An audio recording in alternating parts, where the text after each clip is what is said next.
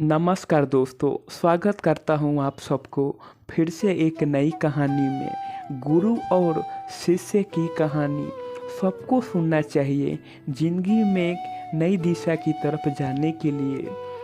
बहुत पुराने समय की ये बात है। एक गंगा तट पर एक गुरु जी का आश्रम था। उनके बहुत से शिष्य थे जिन्हें वह दुनिया भर की ज्ञान देते थे, कई विद्याओं की जानकारी देते थे।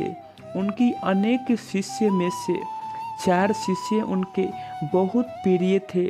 जब उन चारों की शिक्षा पूरी हो गई तो उन्होंने एक बार उन्हें बुलाकर उनके ज्ञान की विषय में जानना चाहा कि तुमने कितना ज्ञान प्राप्त कर लिया है। गुरुजी ने अपने शिष्य से कहा, मैंने तुम लोग को बहुत सी चीज़ सिखाया हूँ, पर मैं जानना चाहता हूँ कि तुम लोग में से किसने किस विद्या को सबसे ज़्यादा पसंद किया और किसके प्रयोग पर तुम्हें सबसे ज़्यादा प्रसन्नता हुई है। इस पर उनका पहला शिष्य बोला, गुरुजी, मैंने आपको द्वारे दिए गए शिक्षाओं में से सबसे अधिक मंत्र फूंककर आग बुझाने वाली विद्या पर ज़्यादा जोर दिया हूँ। वह मुझे अच्छी तरह याद है और मैं इसका कभी भी प्रयोग कर सकता हूँ, बाकी मुझे खास याद नहीं है। दूसरा शिष्य बोला, गुरुजी, मैंने पानी पर चलने की कला को सीखने का अभ्यास पर ज़्यादा जोर दिया है और अब मैं उस पर माहिर हो गया हूँ। आप कभी भी मेरी परीक्षा ले सकते हैं।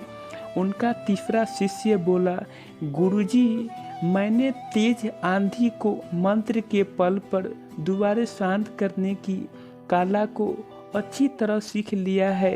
मैं इस कला में किसी को भी हरा सकता हूँ।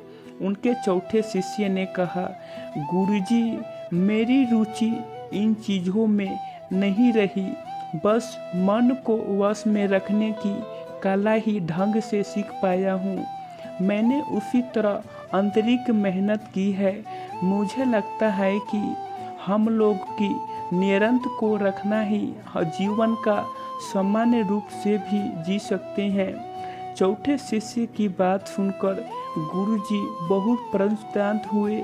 उन्होंने उनसे कहा, पुत्र, वस्तुओं में तुमने ही सभी शिक्षा की जड़ को पकड़ लिया है। किसी को भी विद्या को दस्ता हासिल करने के लिए पहले मन की गति को वश में करना अभ्यास है।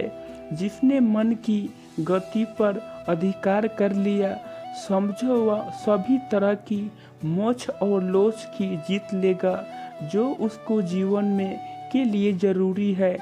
तो दोस्त, आपको यह कहानी गुरु और शिष्य की कहानी कैसा लगा कमेंट करके बता सकते हैं। तो दोस्त, आपको यह कहानी अच्छी लगी हो तो, पसंद आई हो तो, ऐसा ही कहानी सुनना पसंद हो तो बिट्टू वॉल्यूम स्टूडियो को सब्सक्राइब कर लीजिएगा। धन्यवाद। जय हिंद, जय भारत। फिर मिलते हैं एक नई कहानी के साथ। धन्यवाद।